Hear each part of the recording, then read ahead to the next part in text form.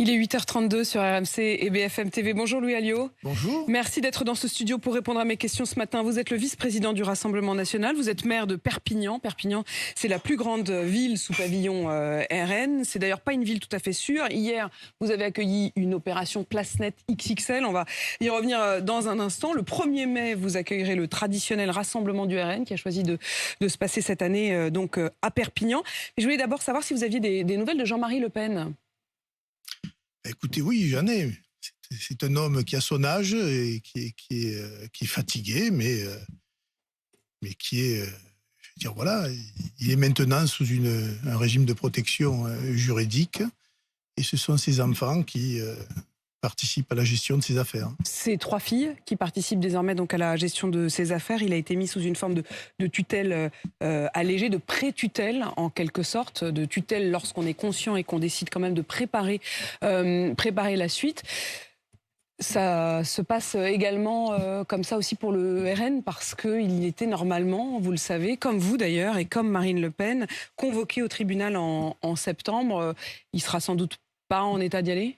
Je pense que le tribunal devra prononcer effectivement une mesure constatant qu'il ne peut pas ni se rendre, ni témoigner, ni participer à ce procès. Vous irez, vous ? Oui, bien sûr. Vous faites partie donc des 27 personnes qui sont donc visées par cette enquête, soupçonnées d'avoir mis en place un système de rémunération. Au fond, c'est la même question qui s'était posée avec François Bayrou et le MoDem. C'est la question de la rémunération de personnes qui ne travaillent pas directement pour les parlementaires européens, qui travailleraient plutôt pour le parti, mais qui seraient payés par l'argent de l'Union européenne. Vous en dites quoi ? C'est un débat qu'on va pouvoir maintenant avoir devant les juges pour savoir quel est réellement le statut d'un attaché parlementaire. Il y a 2 statuts, un qui est plutôt à Bruxelles, un qui est plutôt un attaché local. Et tout reste à savoir maintenant à partir de quel moment on est un attaché parlementaire et le travail que l'on doit faire. En général, un attaché parlementaire d'un député, il fait de la politique. Il fait pas le jardin, il fait pas les grillades, il fait de la politique. Et donc, on amènera un certain nombre d'éléments pour prouver que ces attachés parlementaires faisaient de la politique. Faire de la politique, oui, mais pour qui ? Pour le député. Pour le député ou pour l'Union européenne ou pour les questions européennes ? Pour le député. Un député n'est pas un fonctionnaire européen. Un assistant n'est pas un fonctionnaire européen. Les partis politiques en France, ils sont régis par l'article 4 de la Constitution. Ils sont reconnus. Et c'est à ce titre-là d'ailleurs que quand vous êtes élu député européen, vous devez vous rattacher à un parti politique. En l'occurrence, j'étais rattaché à l'époque au Front National. Et à ce titre-là, vous bénéficiez d'assistants parlementaires qui font de la politique.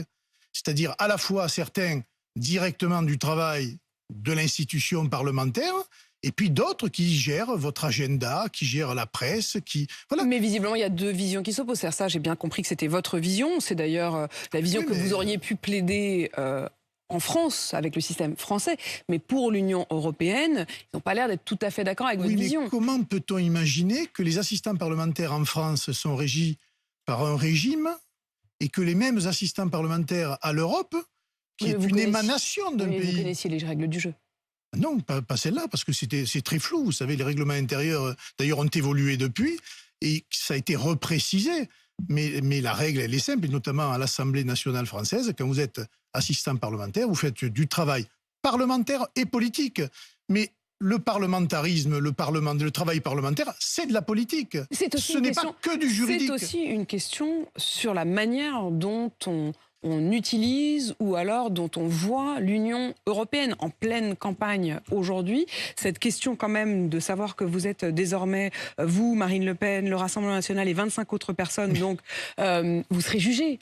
Oui, mais les Français ne sont pas dupes. Ça fait maintenant presque 10 ans que cette enquête se déroule. 10 ans, vous vous rendez compte ? Ce sont des faits qui remontent à la période 2004-2016. Exactement. Et ça ne m'a pas empêché d'être élu successivement député national et maire, parce que je pense que les Français ont compris qu'aujourd'hui, il y avait un acharnement judiciaire à l'encontre d'un certain nombre de personnalités, et tout est bon pour nuire à l'intérêt de ces gens-là.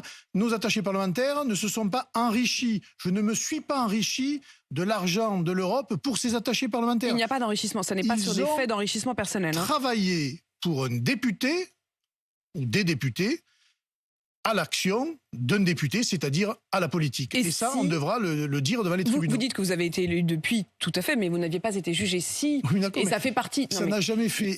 Les journaux, ça sont fait les gorges chaudes. Le journal local en a fait la une. Pour vous dire que les Français sont quand même assez détachés de ces choses-là. Je l'ai encore lu en préparant cette interview. Vos opposants commencent déjà à dire, mais s'il est accusé, jugé et qu'il n'a plus le droit de se représenter, est-ce qu'il démissionnera ?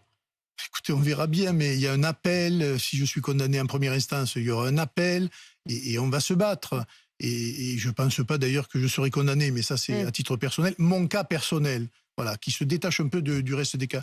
Mais vous savez, les mêmes adversaires appartiennent à des formations politiques qui ont soutenu, par exemple, M. Alain Juppé, qui siège au Conseil constitutionnel et qui pourtant, lui, a été condamné pour emploi fictif.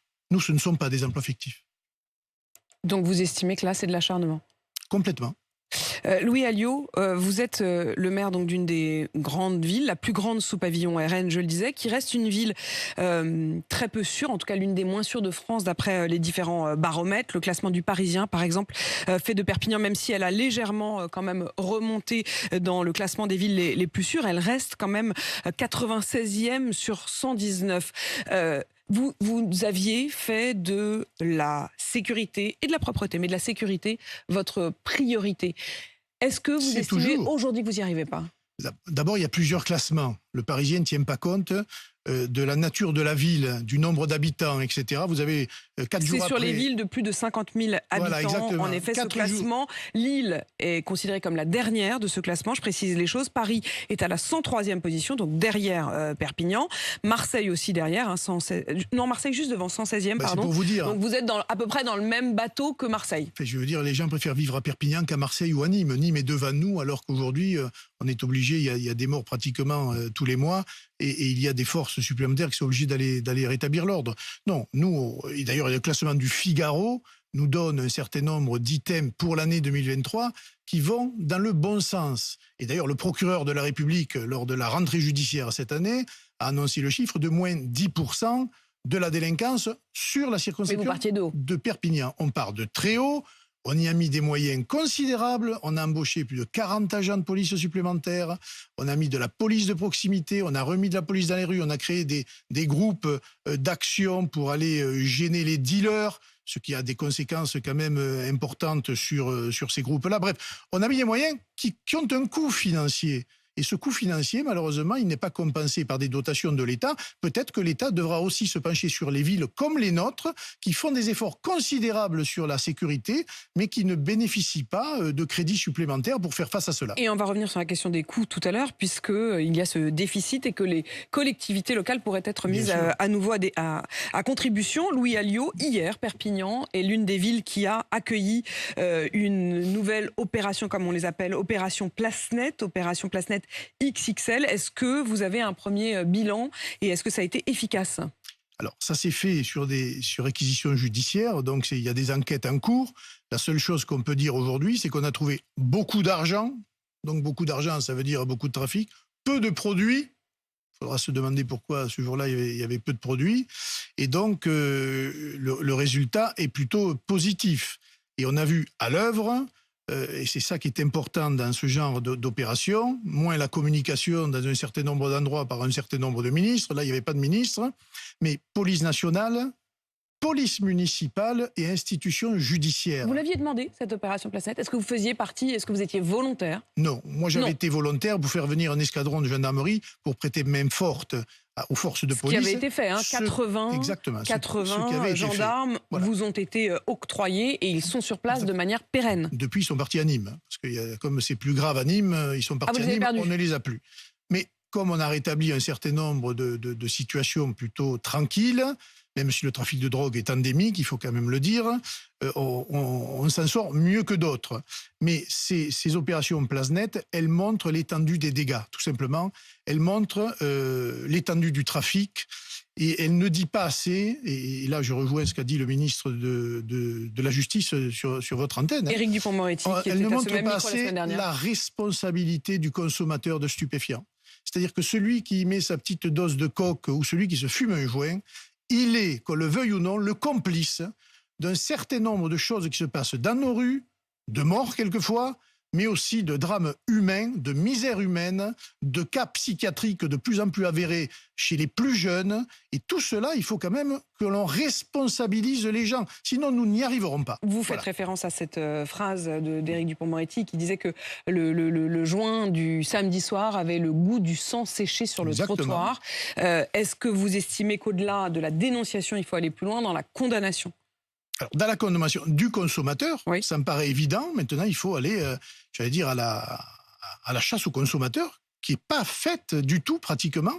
Et je pense que les policiers en sont bien conscients. Il faut donner le droit à la police municipale de pouvoir verbaliser les consommateurs, ce qui n'est pas encore le cas. La police municipale n'est pas autorisée. Non, elle peut arrêter le dealer, mais elle ne peut pas intervenir, elle ne peut pas verbaliser.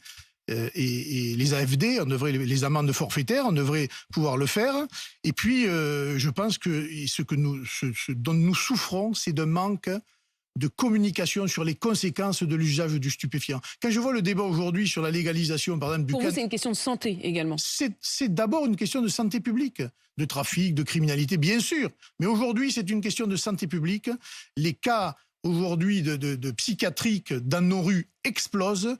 C'est directement la cause d'un usage de stupéfiants, tous les stupéfiants, parce que vous avez les stupéfiants que l'on connaît, puis vous avez des stupéfiants qui arrivent sur le marché qu'on ne connaît pas, qui arrivent de je ne sais où. Vous faites quoi là-dessus à Perpignan? Est-ce que vous ouvrez des unités? Est-ce que vous accompagnez? On aide des associations qui elles-mêmes tentent de faire face, mais c'est énorme, si vous voulez. C'est comme si vous vidiez un océan à la petite cuillère. Il nous faut maintenant des moyens d'État, une communication d'État. Il faut aller dans les écoles, il faut ouvrir des lits psychiatriques. Je veux dire, il y a beaucoup de choses à faire qui ne sont pas faites. On s'est beaucoup acharné, à juste titre, sur le tabac. On a beaucoup fait sur l'alcool. Je pense que maintenant, il est temps de faire sur la drogue, qui est le fléau numéro 1 aujourd'hui pour l'avenir de notre jeunesse. Louis Alliot, 2 points encore sur cette question, sur ce qui se passe dans les prisons. Je voudrais vous interroger dans un instant sur les nouvelles directives.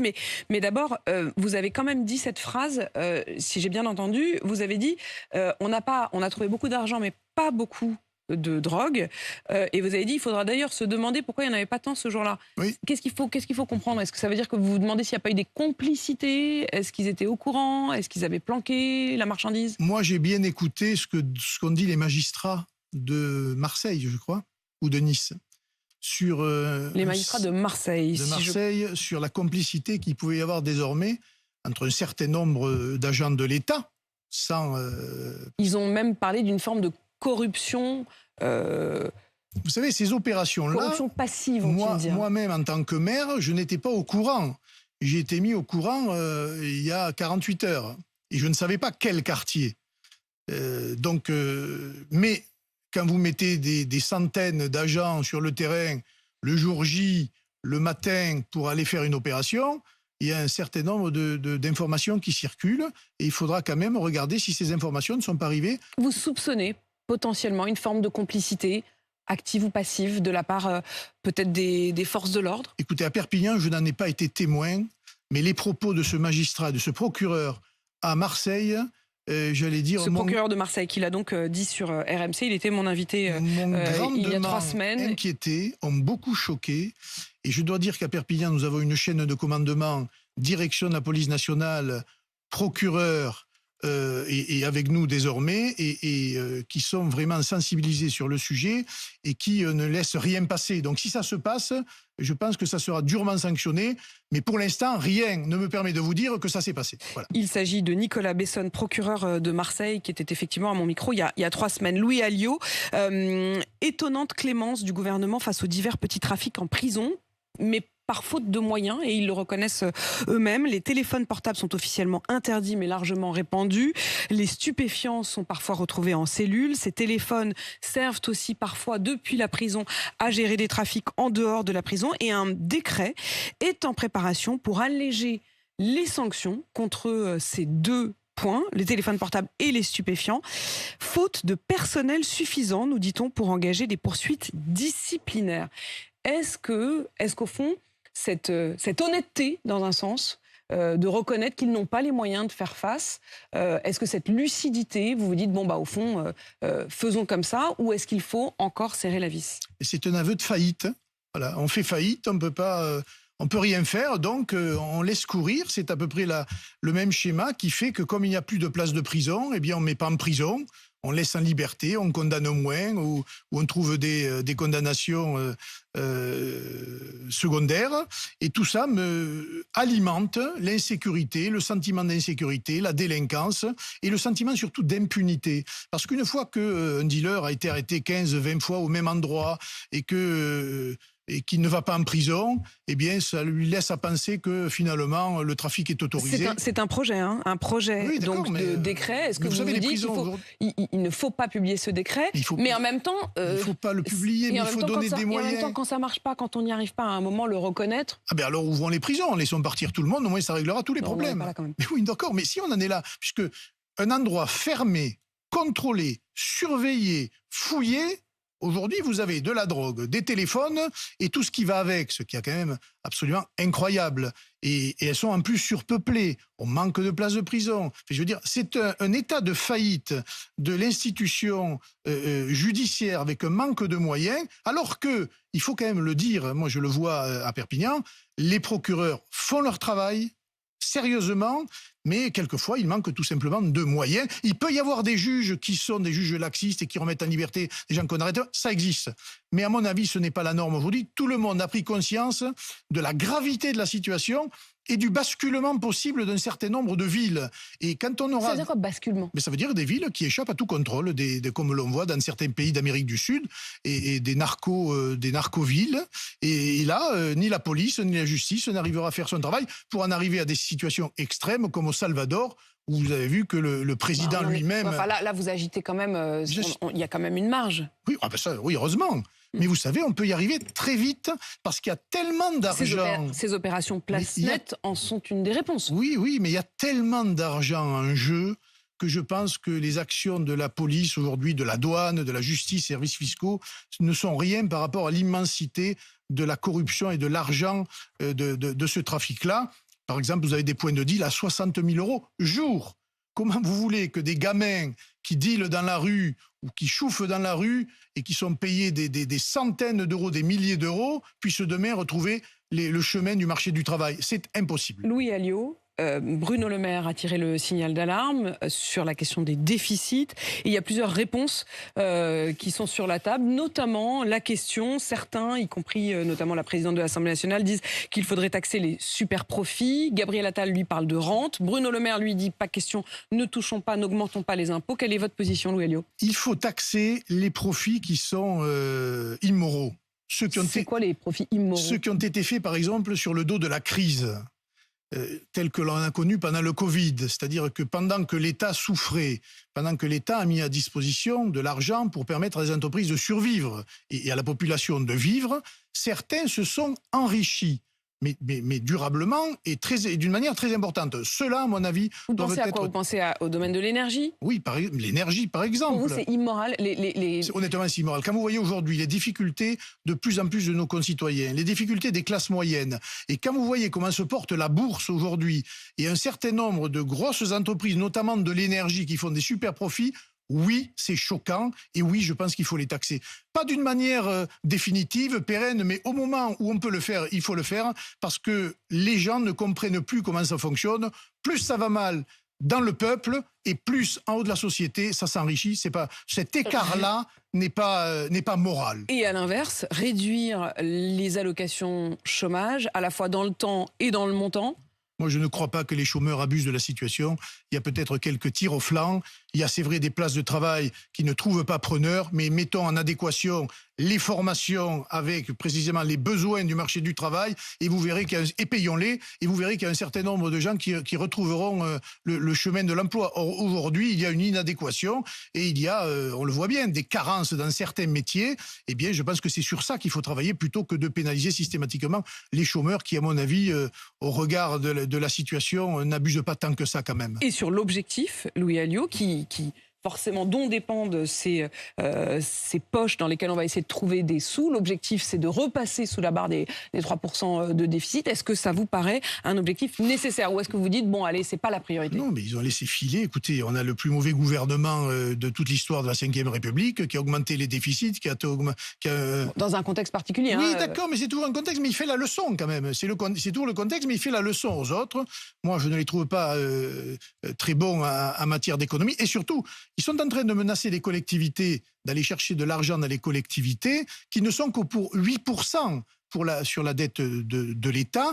Et donc, je leur dis de faire très attention. Parce que nous sommes, nous, en situation très fragile. S'ils aggravent les ponctions sur les collectivités territoriales, et notamment sur les communes, les maires que nous sommes, nous serons obligés de réduire le service public, y compris la sécurité, mais y compris la culture, le sport et le reste. Et ça, évidemment, il faut l'éviter à tout prix. Louis Alliot, maire donc de Perpignan, vice-président du RN. Merci d'avoir répondu à mes questions ce matin.